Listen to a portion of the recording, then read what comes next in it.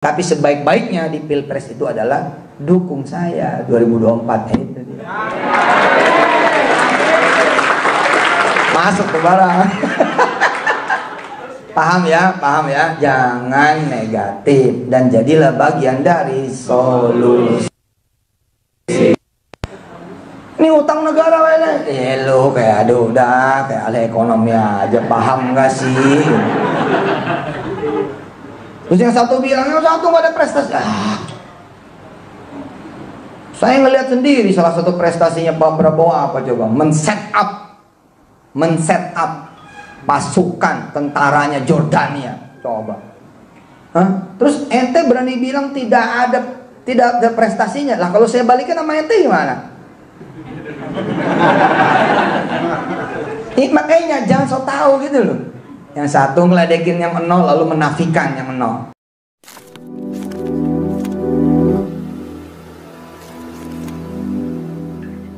Assalamualaikum warahmatullahi wabarakatuh. Welcome back to my channel Detik TV. Ya teman-teman, kali ini saya akan ngebahas ke 2019-2018 ya, artinya tentang waktu yang mundur. Nah, saya punya cerita yang tentu saja ini valid ya, karena diceritakan kepada orangnya langsung dan juga ada rekamannya, dan rekamannya sampai sekarang belum saya buka. Maksudnya belum dibuka ke publik ya, kalau saya tahu rekamannya. Nah, ini sedikit cerita ya, 2018-2017 ini kan cerita mundur ya, 2019, 18, 17. Nah, ini berkaitan dengan Pilkada Jakarta. Nah, pada saat itu ada seorang ibu-ibu dari Kalimantan menagih kepada Yusuf Mansur tentang patungan usaha. Nah,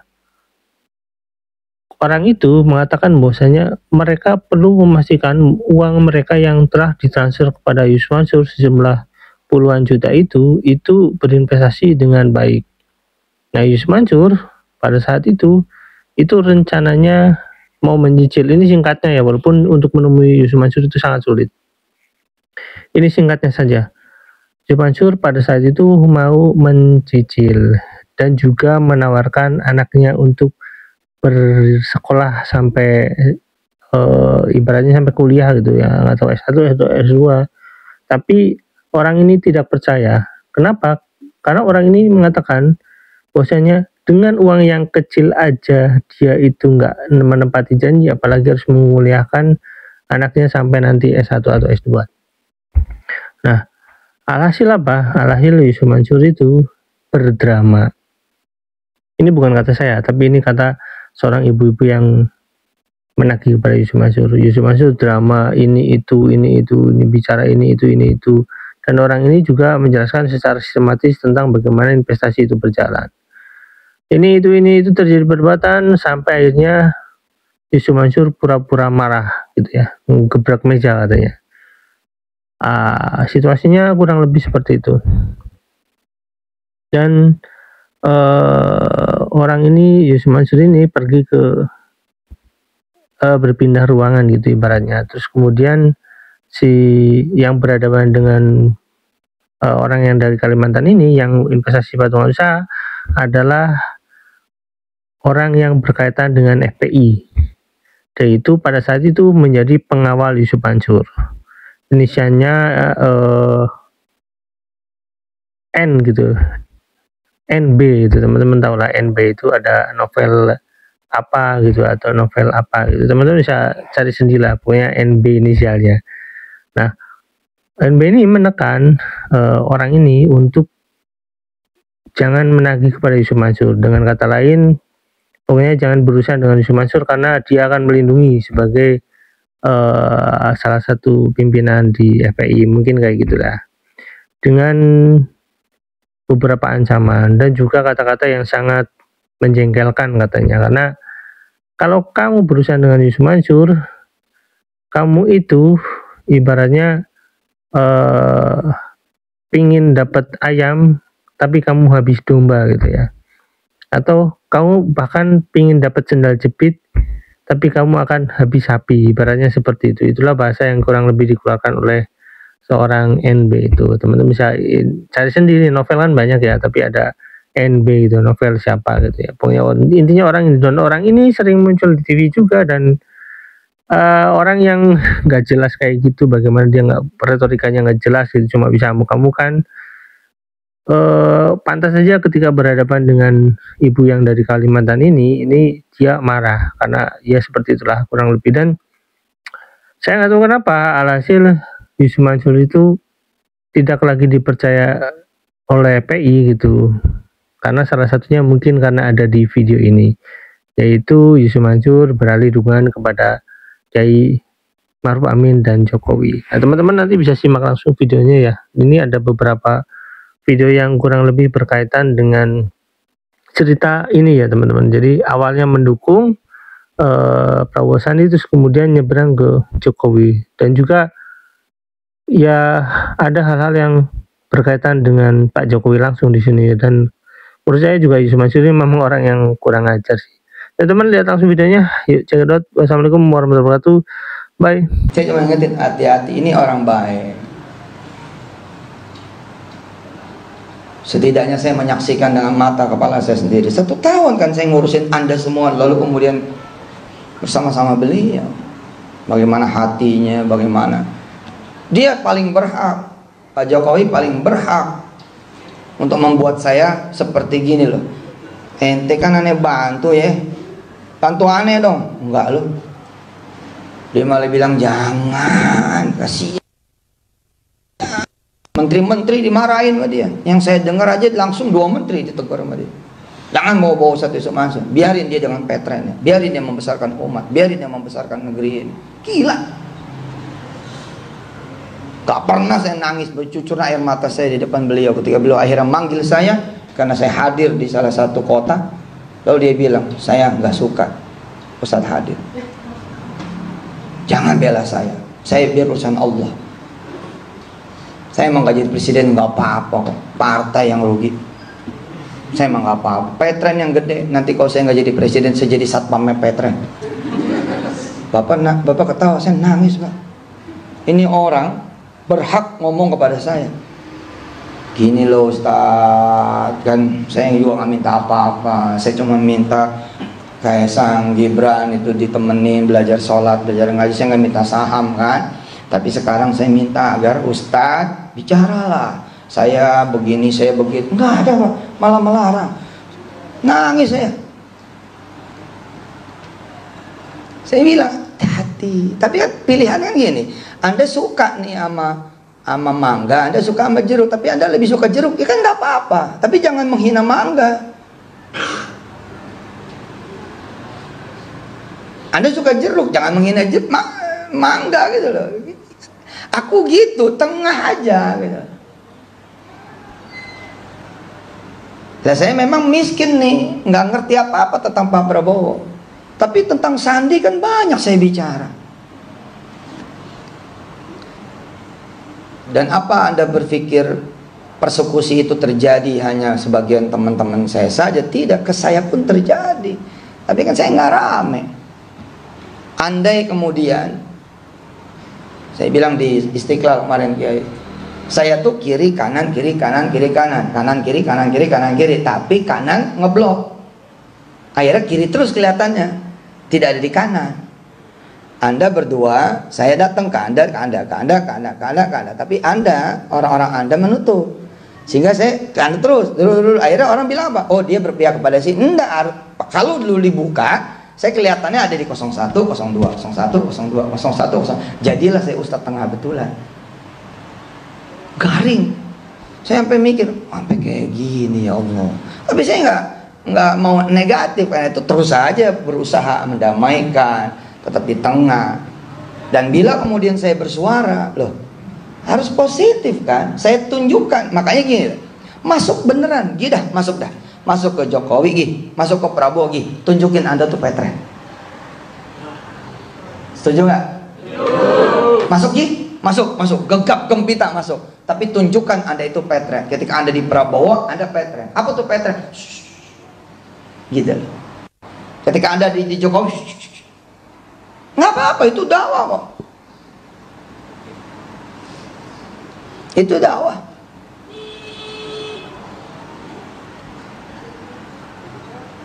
Begitu di Prabowo dan Sandi ada yang menghina ke MA, Anda dakwah di sana. Orang biasa aja nggak boleh dihina. Tapi kata si Ustadz, kalau kita nggak melihat langsung kesalahan orang, jangan diomongin. Belum tentu.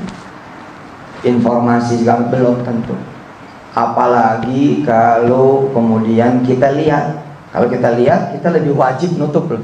Jangan salah tuh. Kalau kita nggak ngelihat, lebih wajib kita nutupin, bukan buka. Nah terus ketika kemudian temennya bilang, kamu nih Jokowi, nggak ngelihat kaosnya Prabowo.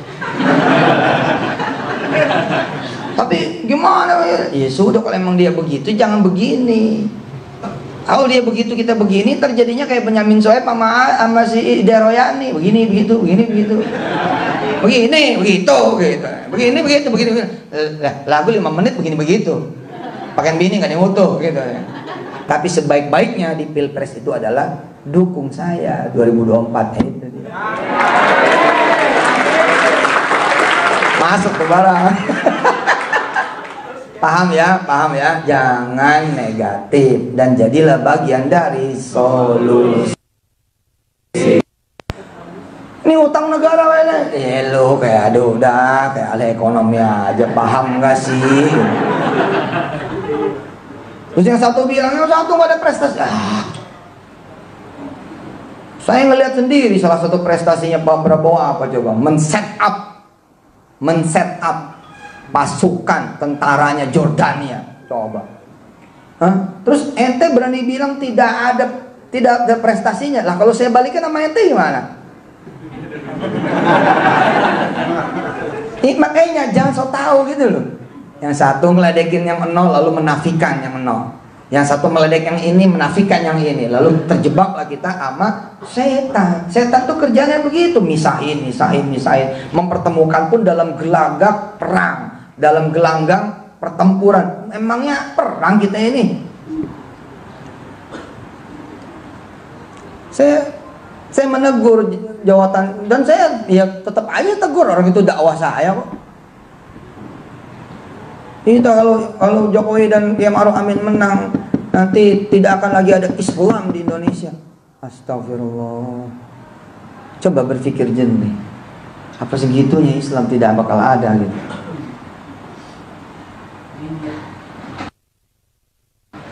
Kita itu pesimis sekali. Kedua nuduh.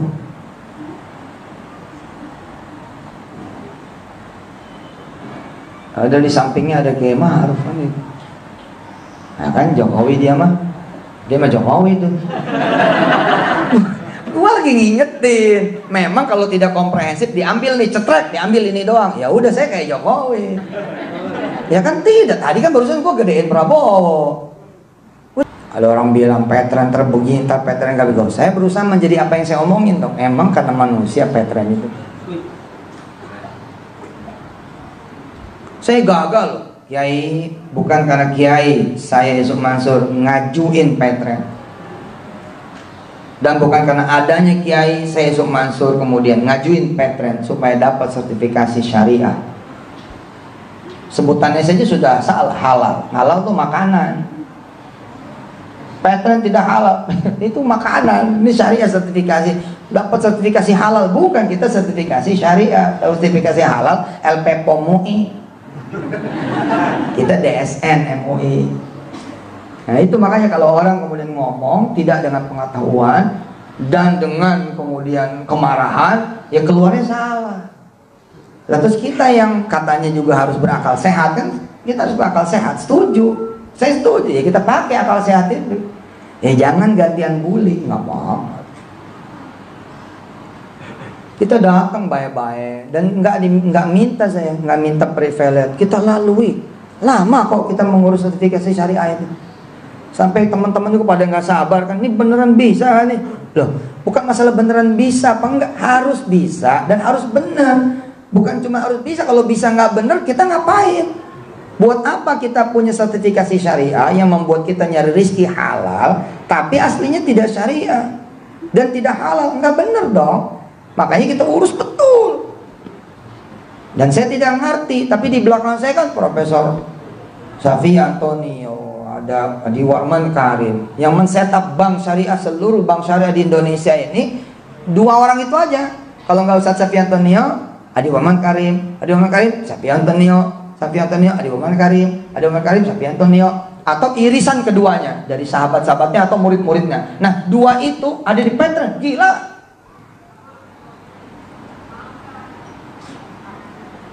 Dan jangan bilang saya nggak pernah ngambek, saya pernah ngambek juga untuk menunjukkan bahwa MUI begitu berdiri netralnya pada saat itu. Jadi rupanya teman-teman DSN juga bilang, Kiai, Abah, bukan karena Ustadz Yusuf Mansur anak Abah loh. Enggak, tetap anak Yusuf Mansur ini adalah pengaju, pemohon. Jadi harus benar-benar. Saya sampai ngambek kok, pernah saya ngambek, saya keluar dari MUI. Ya udah selesai juga rapatnya, ya ngapain lagi? Pulang. Ya pulang lah. Pernah ada satu masa saya merasa nggak dianggap sama MUI. Jadi salah kalau MUI itu bertindak berbuat karena ini ada sesuatu, pengen apa, pengen siapa, nanti akan begini. Nggak ada yang tahu.